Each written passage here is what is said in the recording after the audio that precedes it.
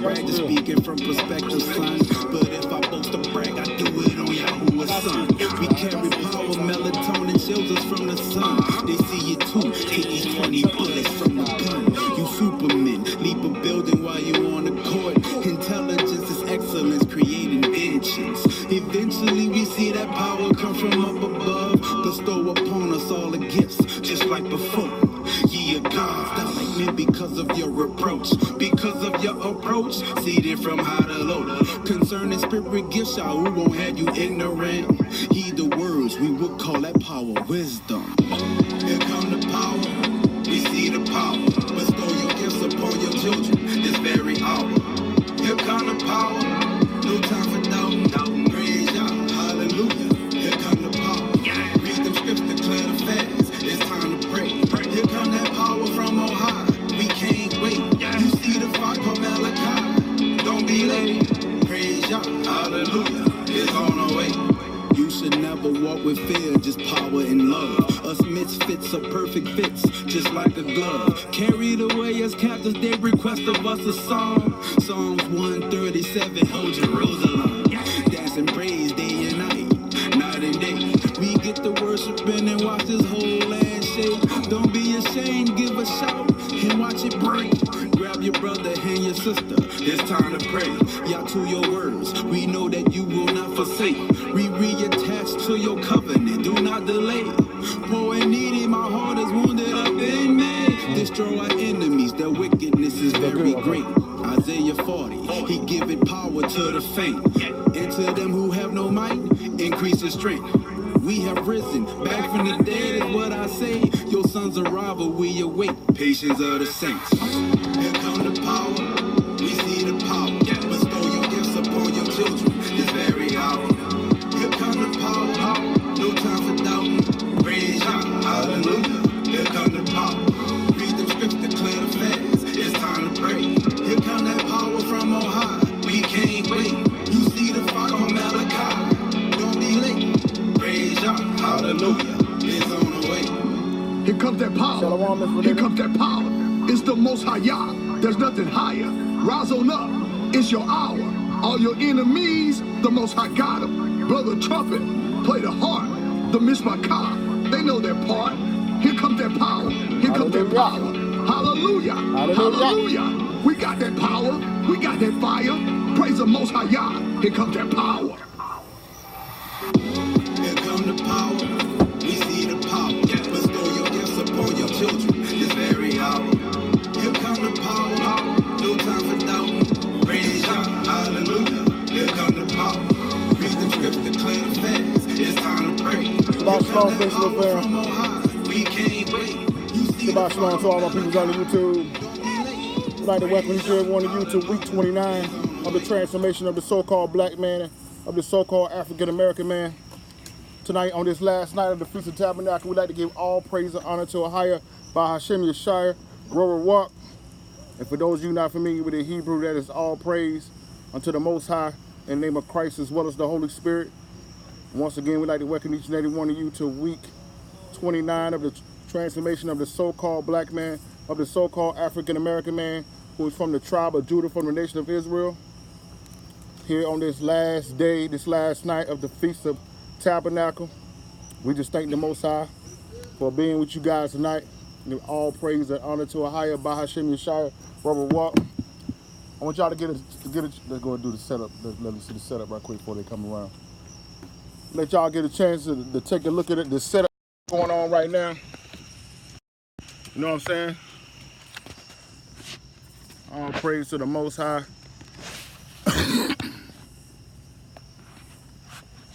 Well, it's tripping right here. We got the tent set up and everything out there. Got the tents with the tiki. Hey, Tiggs, shout them out on the grill out there. It is, Shalom out there, soup. Shalom. Where? You know what I'm saying? Out here right now, the kids, get them a shalom. You know what I'm saying? Right now. Hey, Kyle, let me get a shalom, man. Get the fist, man, black fist, shalom. All praise. All praise. You know what I'm saying? Just setting up right now. We just get ready for this long night.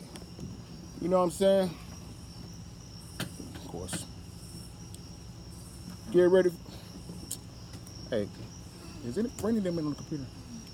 Please tell her to get off the computer. Huh? Oh, no, we're good. Okay. Okay. Yeah, but we out here right now getting set up, man. Just giving honor to the Most High for this wonderful time in His presence. We're about to be out here all night doing as our ancestors used to do in the Feast of Tabernacle. We're so glad you guys were able to join us tonight.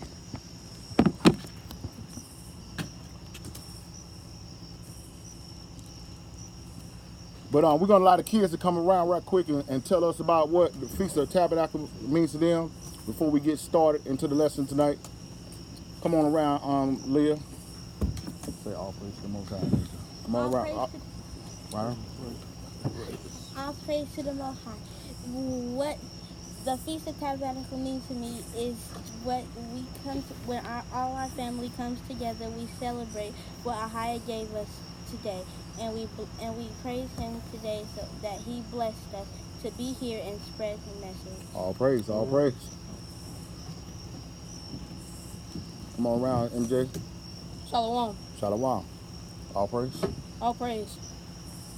What tabernacle means to me is Ahia shows us where He brought us from and how He brought us out of Egypt. All right. So sweet. Shalom. All praise to the Most High. What the tabernacle means to me is how I get to spend time together with my family celebrating the holy days. All right. All praise. Hallelujah. All praise. What the Feast of Tabernacle means to me is that we get together, we go in the wilderness, we have fun like family all together, without any electronics or to do anything, just together having fun. All right. All right. All right. Let's get a round of applause. All praise to the Most High. All praise. All praise. And once again, we like to give all honor to Ahia by Hashem Yeshua Walk. Like I said, for this last day of Feast of Tabernacle, I need you to pull it up on your phone. And we're not going to be before you long tonight because, you know what I'm saying, we got board games we're going to be playing. You know what I'm saying, got the Promised Land Journey we're going to be playing tonight. We're going to be, you know what I'm saying, doing some little Bible fact games. Kids got the tents, got the little snacks and stuff, you know what I'm saying. T's out there on the grill right now. Got the grill, the chicken grilling, got the fish frying right now. And we about to do this all night long, giving honor and glory to the Most High Yah tonight for everything He's done. It's just a beautiful thing, man, to just get back to you know, where we were, and to raise our kids with the understanding of what all these things mean. And it's just a beautiful thing. You can tell Nick, he can cut his thing off now because we done showed the. Huh? Oh, okay. All right. So yeah, but we like I said, we're not gonna be before you long tonight. The Most High giving us a lesson that I want to share with the people. You understand? And it's entitled "The Test That We Fail." Matter of fact, before I get started, I don't want to be done talk this whole time and y'all can't hear me clearly. For those that are on with me right now, can I get a thumbs up or anything to let us know that you can hear us clear? You know what I'm saying? That all our words is coming through clear, that it don't sound muffled. We do got a lot of noise going on outside right now, so I just want to make sure that all that are on with us right now can hear us clear. So just let me get a thumbs up or something. Let us know that you can hear us.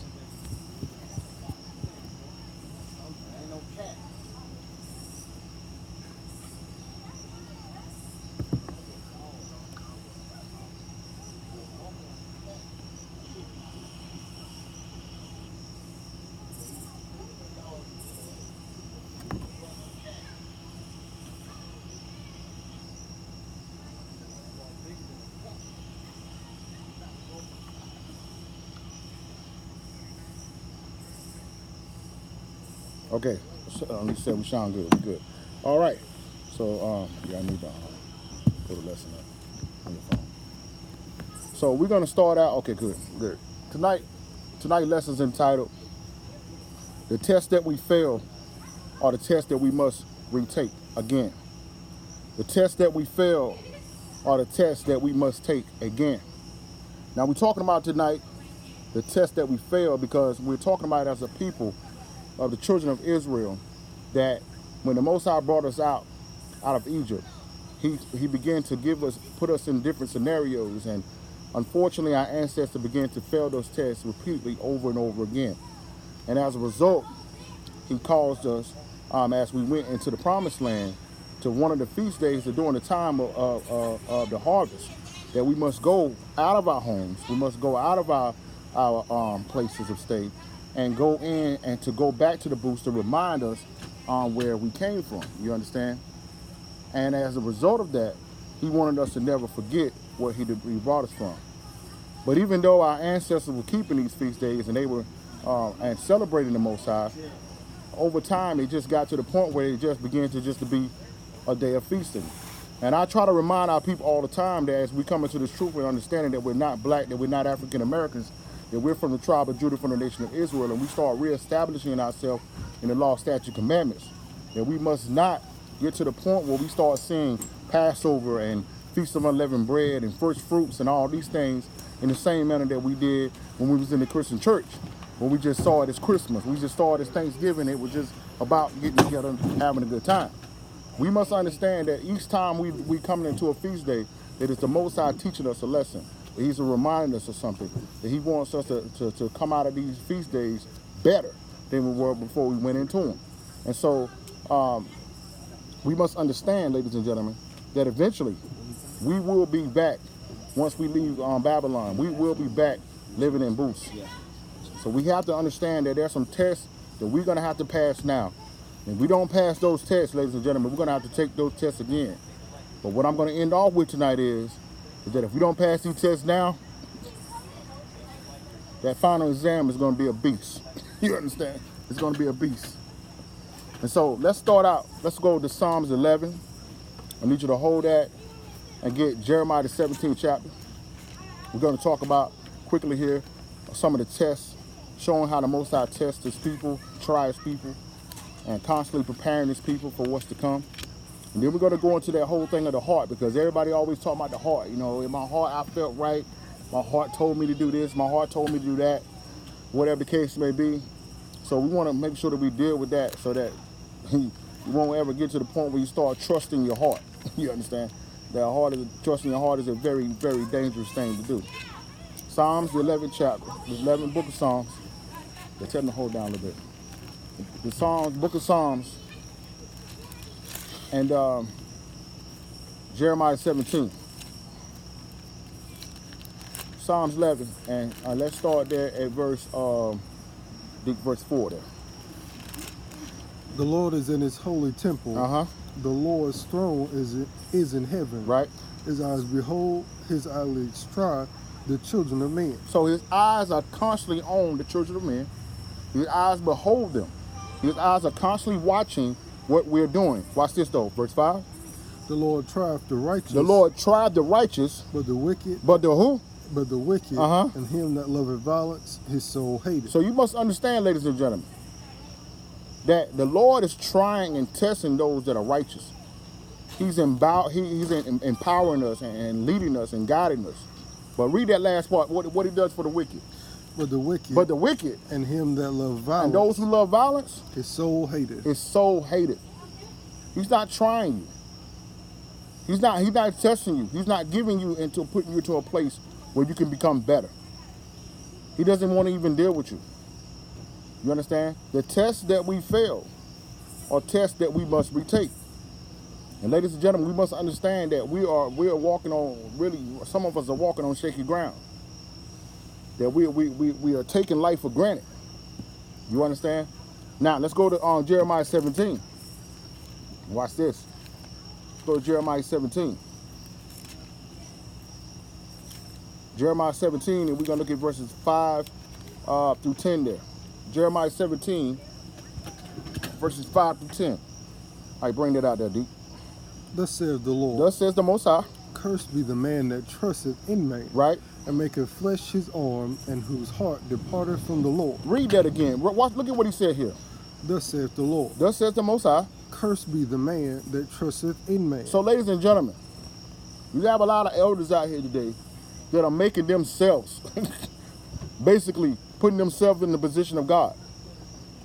They want you to trust in them. They want you to make everything about them. My way, my word, my directions, the way I see things, how I look at things. But the Most High said, cursed be man, that man make man his strength. Because once you make man your strength, look at what it ultimately leads you to do. Look what it does. And maketh flesh his arm, and whose heart departed from the Lord. Your heart will depart from the Most High. So that means if you're trusting yourself, or if you're putting trust in any other person outside of the Most High, your heart automatically will depart from the Most High. Watch this. And it will leave you what? Verse 6? Well, he shall be like the heath in the desert, and shall not see when good cometh. Ladies and gentlemen, there are so many people in this world right now that are always talking about why this is going on with our people. You understand? Why are we suffering? Why are we struggling? Why we can't get this? Why we can't get that? But this awakening that's going forth in the earth right now, they see it as a bad thing.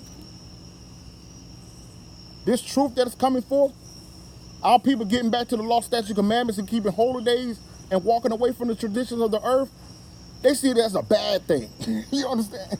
They see us camping out and going away and doing all things outside of the norm. They see it as a bad thing. They see putting away pork and shrimp and crab and all that. They see it as a bad thing. They see us leaving the clubs and putting down the drugs and putting down fornication and putting down all of this stuff that the world celebrates. They see it as a bad thing. And look at what happens. Read it again, what happens. It leaves them what? For he shall be like the heath in the desert. That heath in the desert, ladies and gentlemen, is a little plant that it only can grow so much because there is no resources there to supply it. So it's steadily begging for water, begging and in the need for nutrients. But because the environment that it is, it can't get nothing. These communities and these neighborhoods and this world, this Babylon that we are in, ladies and gentlemen, there's nothing that's going to feed Israel. There's nothing that's going to supply Israel. Israel got, Jacob right now got bank accounts full of money, cars, houses full of cars and clothes and all kind of things, but it's nothing that can feed his soul because the Most High didn't raise Israel to be that way.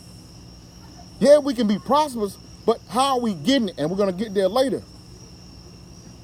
So even though he needs to grow, even though he needs to mature, even though he needs to expand and transition, there's nothing in his environment that can help him.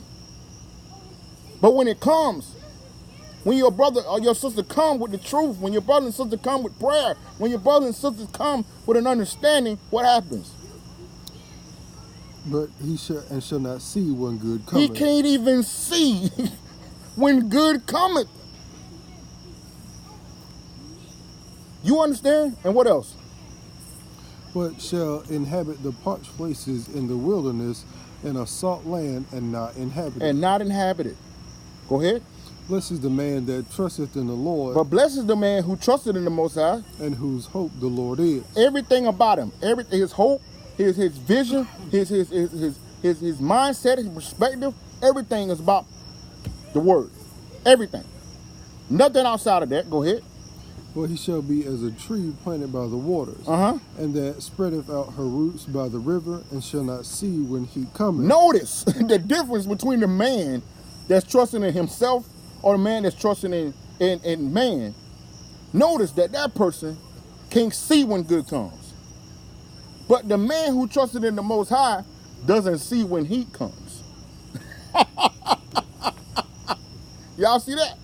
So the one whose trust is in the Most High, he's not even worried about the stock market crashing. He's not even worried about whether the finance rates go up and down. He don't care who's in the White House. He doesn't care if they impeach him. He doesn't care who's running for president right now. He doesn't care because his hope is in the Most High. And when all the bad things that happen around him, because he's like a tree planted by the river, it doesn't make a difference the environment that he's in. He will prosper. Watch this, go ahead. But her leaf shall be green and shall not be careful in the year of drought. See, look at that. In the year of drought, the leaf is still green. And what else? Neither shall cease from yielding fruit. And neither shall cease from yielding its fruit. But watch this, verse 9. The heart is deceitful above all things. Read it again. The heart is deceitful above all things. Ladies and gentlemen, one of the real reasons why a lot of our people are in predicaments that they are right now, because they're following their heart. This just felt right to me. Some people are walking away from the greatest people in their lives because it feels right to them. Some of the people are closing doors on people, closing doors on opportunities, closing doors on resources and cutting all the cords and connections to other people because it feels right in their heart. But read it again. He says what? The heart is deceitful above all things. The heart is deceitful above all things. And desperately wicked. And desperately wicked. Who can know it? Who can know it? And this is what happens. Verse 10. I, the Lord, search the heart. Man, look at what he does. He does what? I, the Lord, search the heart. Right. I try the reins, even to give every man according to his ways and according to the fruits of his doing. So what happens, ladies and gentlemen, is that the Most High is constantly testing us. He's constantly trying and searching our hearts to see what's in there. Notice that David said that I hid thy word in my heart so that I wouldn't sin against you. Ladies and gentlemen, what is in your heart? Do you got the cheat notes of life? To be able to pass the test of life? You understand? Notice how Sue just picked that Bible up quick. These are the cheat notes. You understand? Now, let's go to 2nd Ezra 14. Let's go to 2nd Ezra 14. Watch this.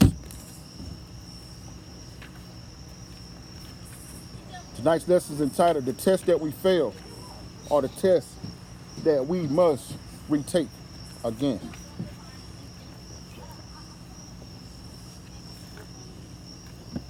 Second Ezra 14. What's that over there? Oh, okay. 2nd Ezra 14, and let's start at verse 28.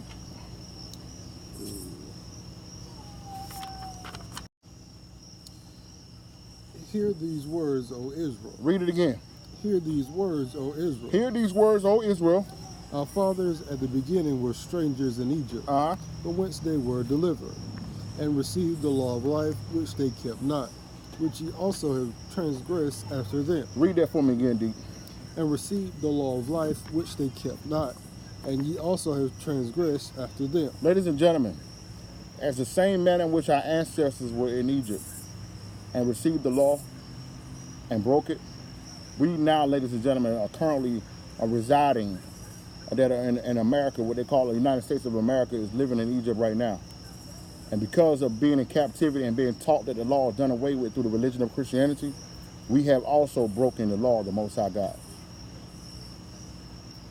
And it doesn't make a difference, ladies and gentlemen, whether we felt like, we didn't have to do it, whether we were taught that we had to do it. We're going to be responsible for that. Look at our lives. Look at our communities. Look at our families. You see the results all around you of a lawless people. But look at what he said. Verse 29. Verse 30. No, verse 31. Then was the land, even the land of Syria, parted among you by lot by your fathers. And ye yourselves have done unrighteousness and have not kept the ways which the highest commanded you. Watch this, but verse 32. And for as much as he is a righteous judge, he took from you in the time the thing that he had given you. So, ladies and gentlemen, the things that was promised to us as the children of Israel, was taken away from us because he's a righteous judge. He told us what was necessary. He told us what we would be held responsible for. And then because we did not do what he told us to do, we're being held responsible for that. That's why we back out here tonight. That's why we out here tonight. Because we're beginning to recapture what is ours. You understand? Watch this. Verse 33. And now are ye here, and your brethren among you. You see that? Now we're here. A couple years ago, you would have never seen us. We'd have been in September, and this would have been the last thing on our mind, is doing this.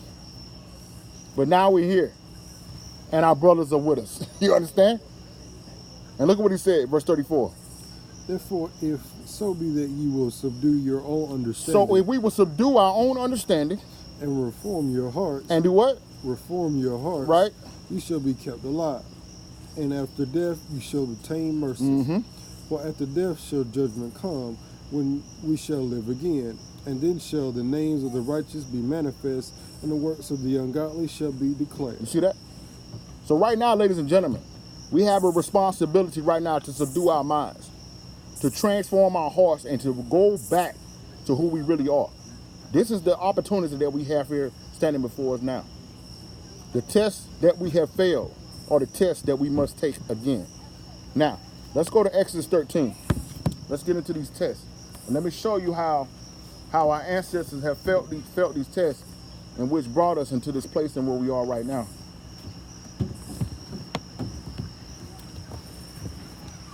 Let's go to Exodus 13.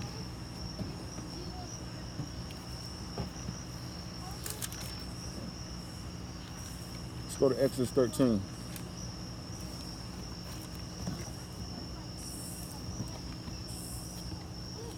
I want to show you something right quick here.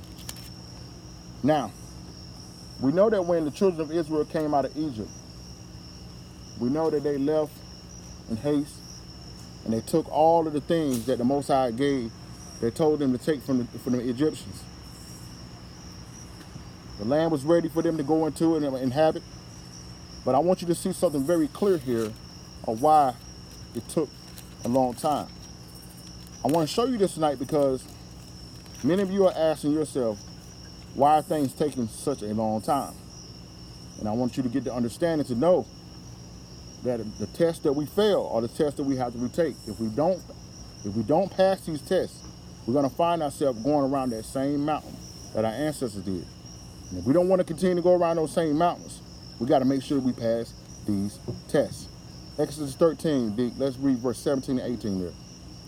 And it came to pass when Pharaoh had let the people go, that God led them not through the way of the land of the Philistines, although that was near. For God said, lest peradventure the people repent when they see war, and they return to Egypt. So, ladies and gentlemen,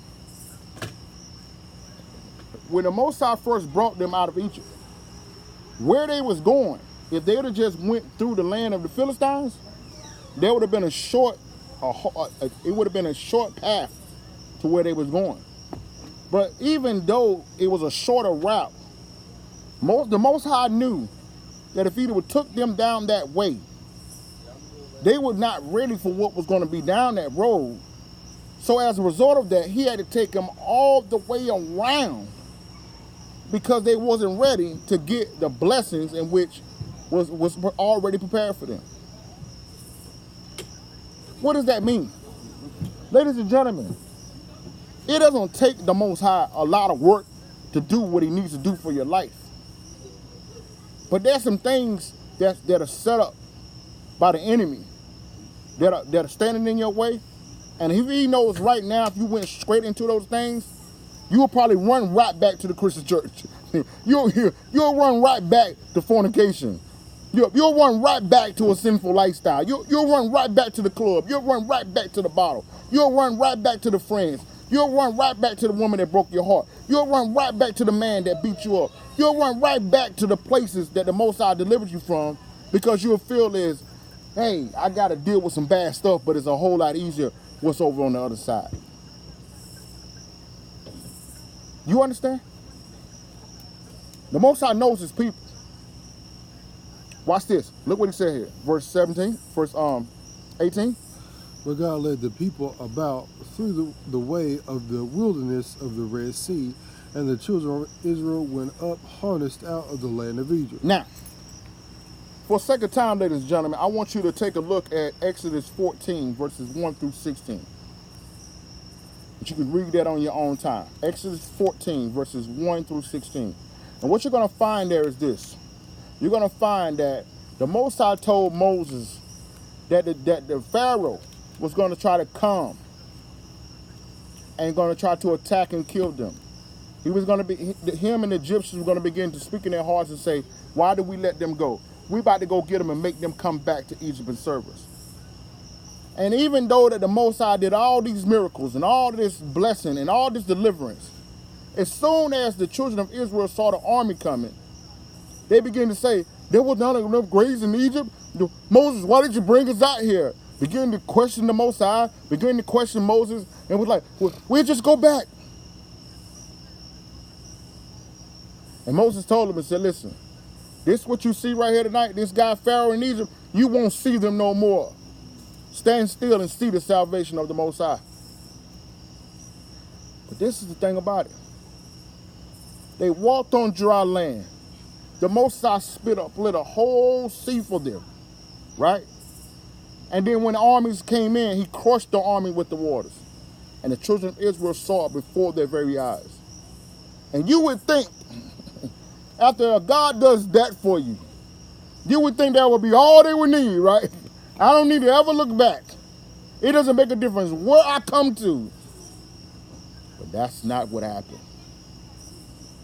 Now, we don't have time to go into every situation where they failed, but I'm going to take you to one essential thing because I need you to understand this, and this is the reason why the Feast of Booths was ever created. And I'm about to show you this tonight. Let's go to Numbers, the 13th chapter. This is why we ever got to the point of having to celebrate the Feast of Tabernacles. Let's go to Numbers, the 13th chapter. And let me show you how this happened in the first place. Numbers 13. Let's go to Numbers, the 13th chapter. And let's start there at verse 1. Let me show you how we ever got to the point where the Feast of Tabernacles became a holy day. And the Lord spake unto Moses, saying, Send thou men that they may search out the land of Canaan, which I gave unto the children of Israel. Read that again. Send thou men that they may search out the land of Canaan, which I give unto the children Which of I Israel. did what? Which I give unto the children of Israel. No, which I will give. Which I give unto the children of Israel. The Most High never changed his terminology. From the time that he came to Moses and sent Moses to the children of Israel, to right here as they're standing on the brink of the land. He didn't say this is going to be yours. He didn't say this shall be yours. And he said the same thing to them that he said to our father Abraham. This land I have given.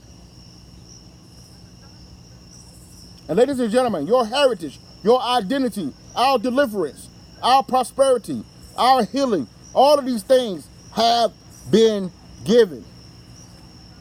The question is, are we going to obtain them? So if he's telling them, I've given you, why would they say anything else but it's mine? But watch this. Go ahead. Of every tribe of their fathers shall ye send a man, every one a ruler among them. Mm-hmm. And Moses, by the commandment of the Lord, sent them from the wilderness of Paran.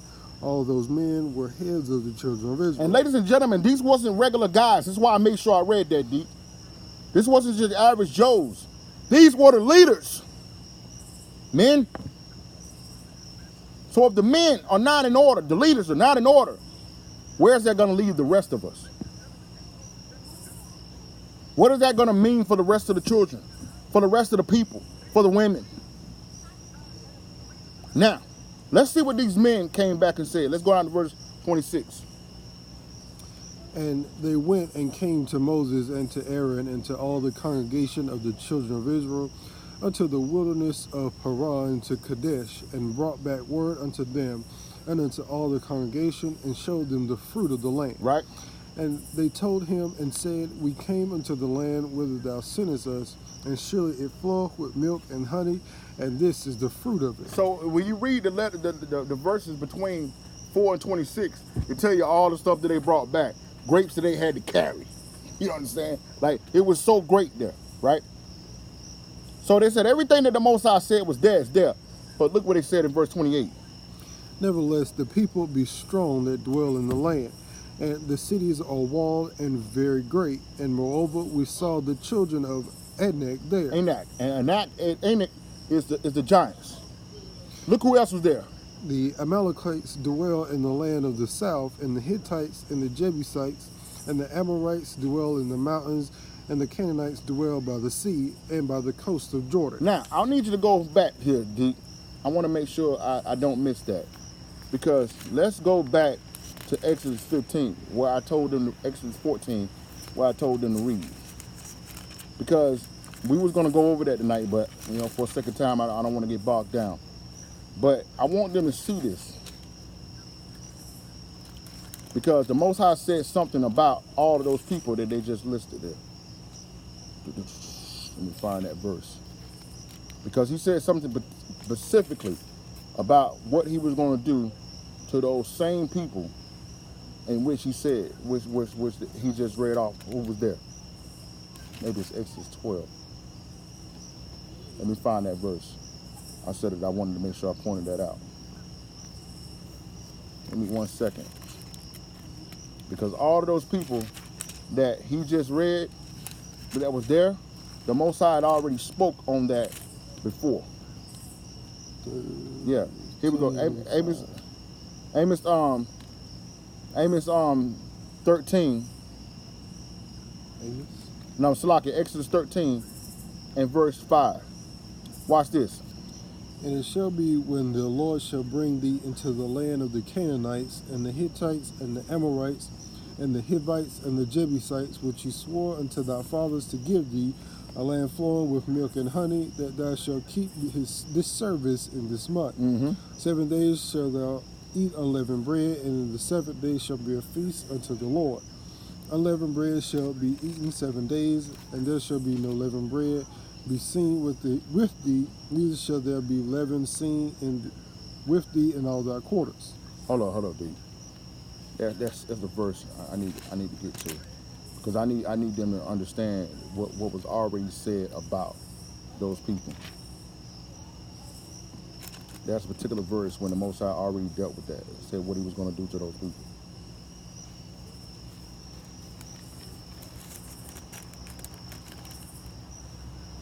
One second. He already had spoke on that.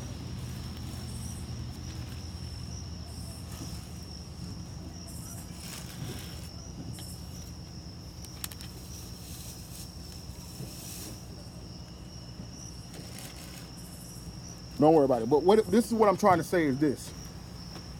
Those people had already been spoke against. I'm going to put the verse in there later tonight when I find it. I don't want to get bogged down here. But the Most High, what I'm saying is the Most High already spoke and said that those people were defeated. The same way he said that the land was there. Now let's go back to Numbers 13 and watch what Caleb tried to do. What Caleb tried to do in verse 30. Shalom, Timothy, good to see you on with us tonight. And Caleb stilled the people before Moses and said, let us go up at once and possess it, for we are well able to overcome it. So there's one man in there. Caleb. Remember, there was 12 of them. Caleb said, listen, we're well able to do this. No, let's not get caught up in what we saw. We're able to do this. But look at what happened. Verse 31.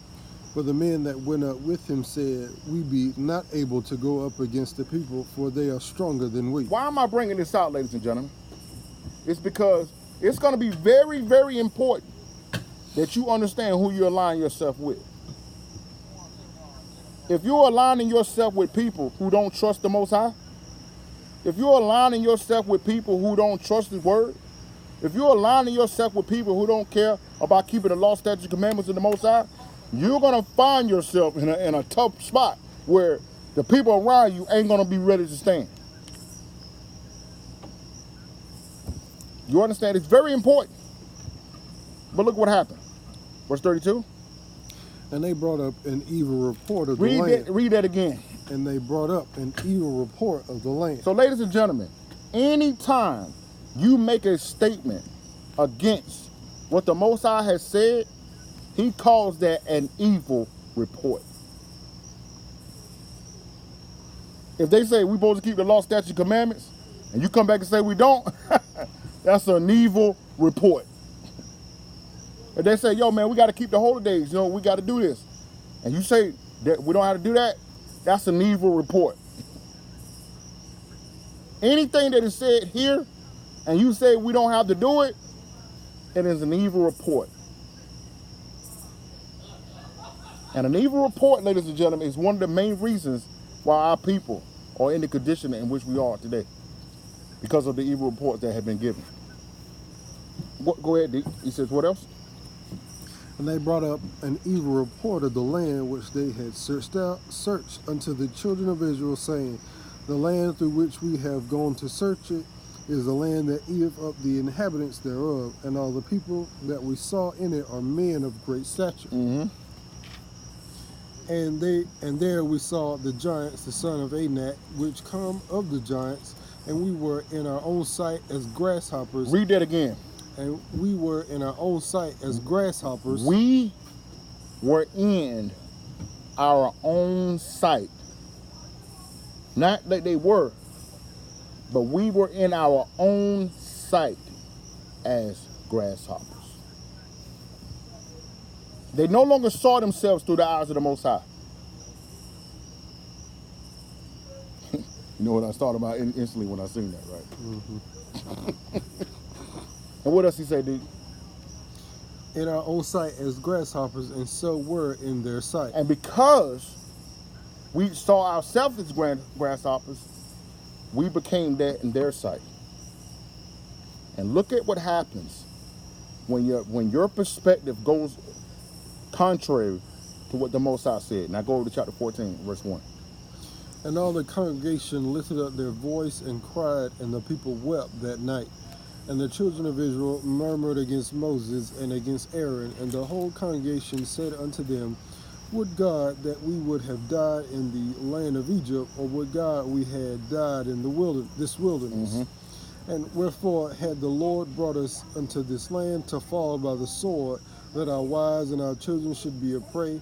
Were it not better for us to return into Egypt? Now these, ladies and gentlemen, were the same exact people that had a whole army come at them, a whole army suit, and watch the Most High God split a Red Sea and destroy an army. But yet, they thought that it couldn't be delivered here. The tests that we fail are the tests that we must retake. Now, notice, that's why I took you to Exodus 13 at first, to let you know that they could have went a short route to the promised land. The Most High took them around. Their deliverance took longer here. Now, because they done felt the test again, watch how long it's gonna get. Now let's go down, for a second time, let's go down to verse 14, let's see. I'm gonna go straight to it. Let's go to verse 26. 26. Go straight to it. And the Lord spake unto Moses and to Aaron, saying, how long shall I bear with this evil congregation? Because you go away from what the Most High says, now you go from being a holy nation to an evil congregation. Evil. You understand? Go ahead. Which murmured against me. I have heard. Read that again. Which murmured against me. I want to make sure I point that out, ladies and gentlemen, because sometimes people, when the elders be bringing out what the Most High said to do, you speak against what the elders teach. You speak against what they're bringing out, and you don't even understand that you're speaking against the Most High. You don't even realize. So this is why, for a long time now, we done stopped having conversations with certain people, because they're trying to equate what we're bringing out to be our doctrine. You know what I'm saying? Matter of fact, let's show them that. Let's go to Matthew 12 right quick. Let's show them that. Matthew 12, verse 36 and 37. I'll show them that right quick. So that's why we don't even be trying to, sometimes we don't even bring certain things up to people no more. Because they think that they're speaking against us. They think that their battles with us. When you talk about what we're saying, if we pulling it out of here, you ain't speaking against us, you're speaking against the Most High. Matthew 12, 36 and 37. But I say unto you that every idle word that men shall speak, they shall give an account thereof in the day of judgment. So every time you come and say what people say, bringing out this Bible, and you're like, yo, I don't got to do it, you got to answer for that. And what else? For by thy words thou shalt be justified. By your words you shall be justified. And by thy words shalt thou be condemned. By your words you shall be condemned. This is real. And I'm going to show you a true example here. What happened? Let's go back to Numbers 14 here and read that verse 27 again. How long shall I bear with this evil congregation? How much more time you need, Teeth? Okay. All right, go ahead. How long shall I bear with this evil congregation? Okay. How long shall I bear with this evil congregation, which murmured against me? I have heard the murmurings of the children of Israel, which they murmured against me. Right. And unto them, as truly as I live, saith the Lord, as ye have spoken in my ears, so will I do to you. Read that last part again. He says what? As truly as I live, saith the Lord, as you have spoken in my ear. As you have spoken in my ear, so will I do to you. So will I do to you. Isn't that sad to realize that what's going on right now, what is happening, what is about to take place is a result of your own words? The test that we fail are the tests that we must retake. Watch this. Go ahead. Your carcasses shall fall in this wilderness, and all that were numbered of you, according to your whole number, from 20 years old and upward, which have murmured against me, doubtless ye shall not come into the land, concerning which I swore to make you dwell therein, save Caleb the son of Jephunneh and Joshua the son of Nun. There was the only two spies out of the 12 that agreed with the Most High.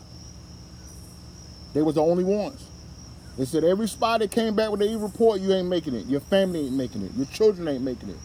And everyone who listened to you ain't making it. So I want to make sure that I bring this out, especially right now, to my Christian brothers and sisters right now, who are stiff-necked and stubborn and saying, you don't care what your brothers and sisters are saying. I ain't keeping the Sabbath. I ain't keeping the law. I'm going to continue to celebrate Christmas, Easter, and Thanksgiving. I'm going to eat my pork. I'm going to do my Sunday service. I don't care what you say. You better be careful because you see the crowd doing it. You better be careful. Because you don't realize what you're doing to you, and all your descendants is coming after you. Now let's go straight to it, verse 34. After the number of days in which you search the land, even 40 days, each day for a year shall ye bear your iniquities, even 40 years, and ye shall know my breach of promise. You shall know. The spies went into the land and was there for 40 days. And he said for every day you was there, that's a year you got to spend in the wilderness. You got 40 years to wait on your healing. You got 40 years to wait on your prosperity. You got 40 years to wait on for your marriage to be restored. You got 40 years for your children. You got 40 years for your ministry. You got 40 years left on your life.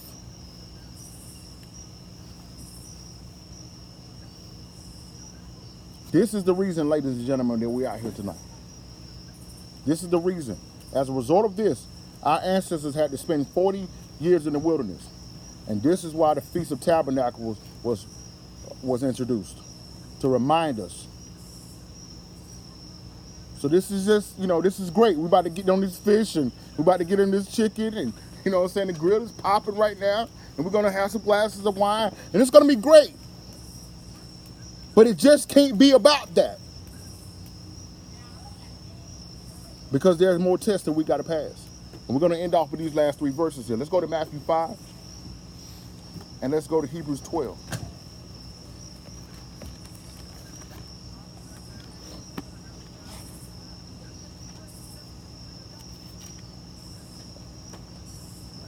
Let's go to Matthew 5 and Hebrews 12. Now, our brothers and sisters, especially those that's in the truth, they love to bring out Matthew 5. They love to bring that to our Christian brothers and sisters when they go to 17 through 19. He said he ain't come to do away with the law. We like to bring that out. It feels good. But we're not going to deal with that. We're going straight to verse 20 because I need you to see something. Matthew 5, bring out verse 20. For I say unto you, that except your righteousness shall exceed the righteousness of the scribes and Pharisees, ye shall in no case enter into the kingdom of heaven. You shall in no case enter into the kingdom of heaven. The scribes and the Pharisees are keeping the law, statutes, commandments. They ain't making it. And I want to make sure I bring this out, ladies and gentlemen. You need to know the difference between Israel and the remnant.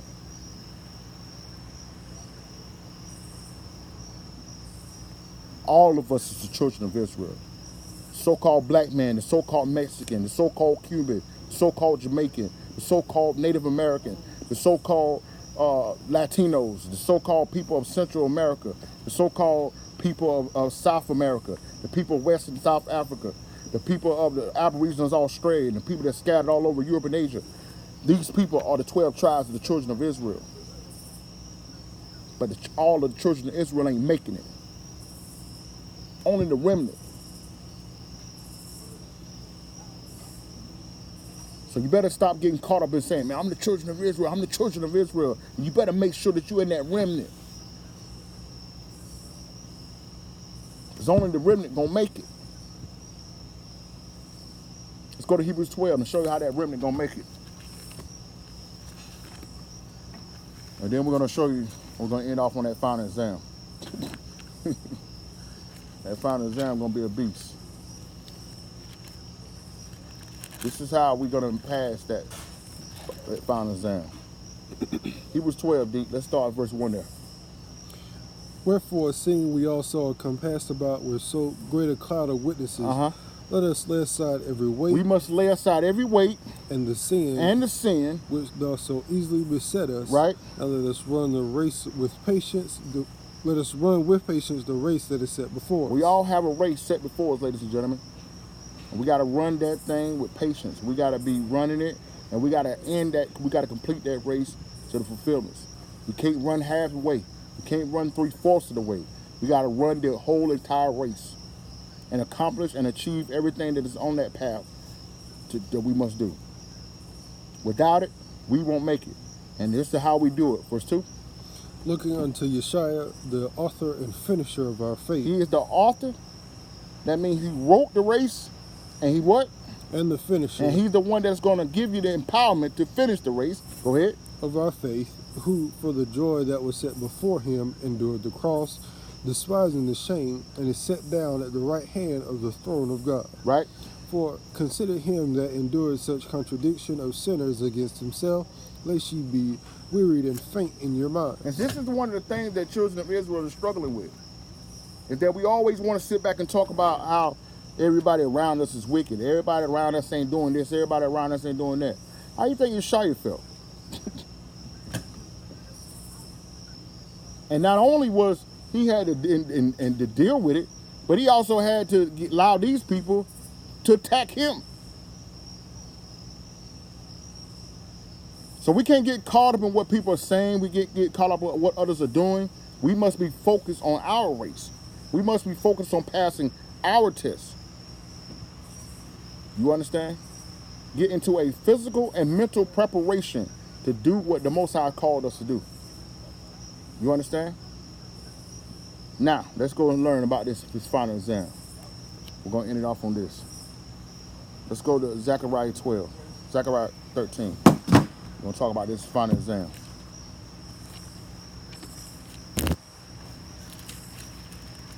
Zechariah 13. This is the final exam.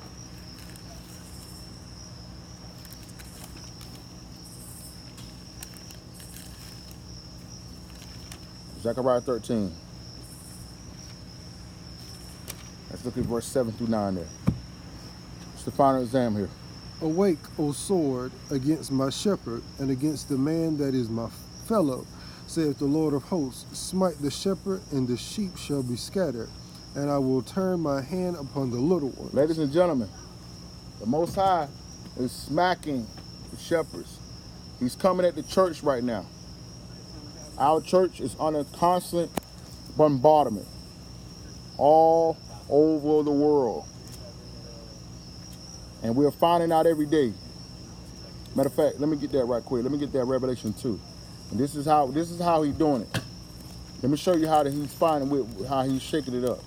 Let me get this Revelation 2 right quick. Let me show you how that's being done. And read Revelation 2 and 2. Good? Okay. Revelation 2 and 2.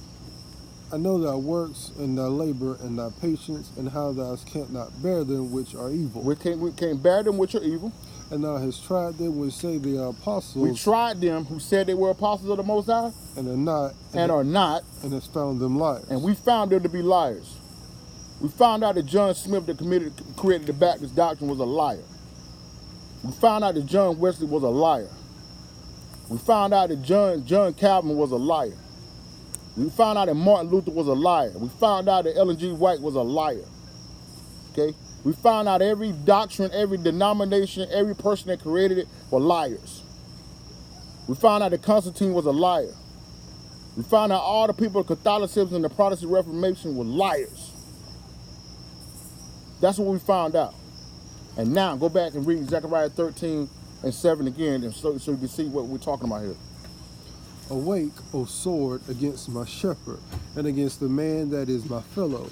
Saith the Lord of hosts, smite the shepherd, and the sheep shall be scattered. So now all the sheep is scattered. And the sheep is scattered. We're running into the truth. We're running into, you got people into Egyptology. You got people to this Pan-Africanism. You got people in talking about I'm following my own creator. I'm my own God. You got people screaming Hotep. You got people screaming, talking about the black woman is God. You got people saying that there ain't no God. You got people saying everything. And this is what happened. Verse 8. And it shall come to pass that in all the land, saith the Lord, 2 parts therein shall be cut off and die. Read that again. 2 parts therein shall be cut off and die. 2 parts, ladies and gentlemen of Israel, shall be what? Cut off and die. Shall be cut off and die. And what else? But the third shall be left therein. But the third shall be left therein.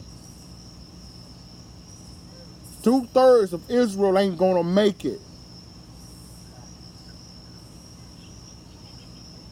These are the tests. This is the final exam.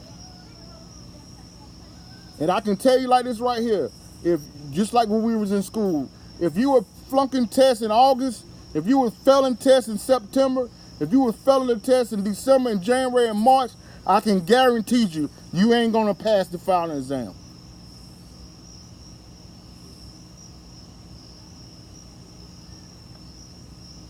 So it behooves you to start getting your study game up. It behooves you to follow the Holy Spirit and to be led to all understanding so you can pass the test. Because if you don't pass the test now, you're going to fail the final exam. And look at verse 9. And I will bring the third part through the fire and refine them as silver is refined. Mm-hmm. And I will try them as gold is tried. They shall call on my name, and I will hear them, and I will say, it is my people. And they shall say, the Lord is my God. So the only ones, ladies and gentlemen, that he will say is my people is the remnant. It ain't going to just be the children of Israel. It's going to be his people. The tests that we have failed are the tests that we must be taking.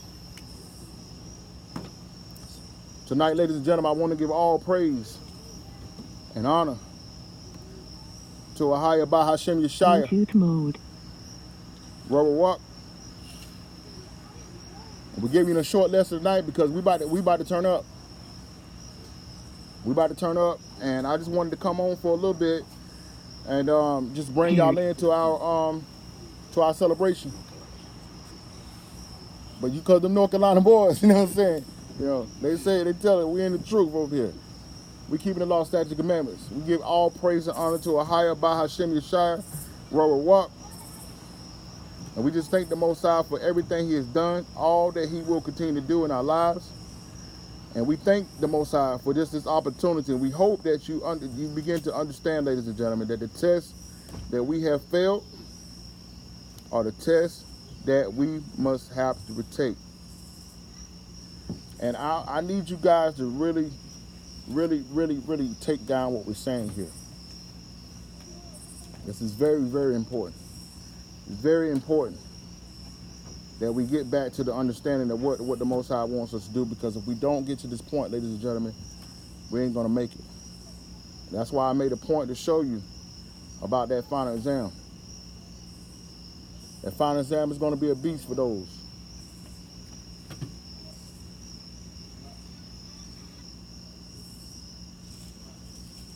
So,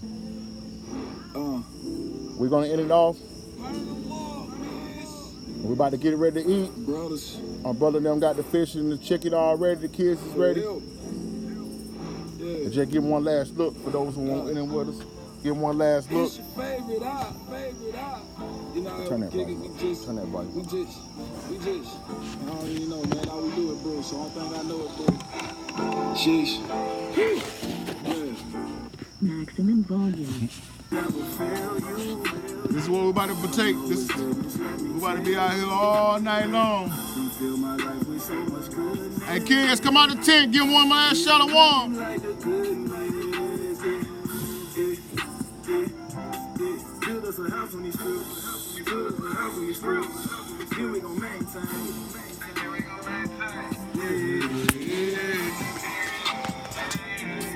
We tryna maintain goodness on goodness, and this courtroom is just us. Can't move off this loud stuff. They calling me stuck up. As we always say, no, this ain't that puffed up. Be steadfast, I hush up. unmovable, always abound to the work of the Most High God. We want you to know that we love you. The narrow path we're praying for you. The kingdom patiently await. Don't hit us up tonight, but tomorrow when the sun go down, hit us up and everything we'll be here for you. These negatives copy me. Kids, come around and say shalom to like a Guinness. Nothing new, this Reno. I'm on fire, jalapeno. Got two on the extendo. I stretch them out like a limo. It's a brutal Tarantino. Tell the people shalom. Jackpot, no casino. Rooms never get no spaz. The dropouts got no class. Yeah. If he ain't brewing, my brother, what do you do, all right, y'all. We love y'all, man. Shalom. From Yasharala. Super brew with a cake. I always forget to take a break.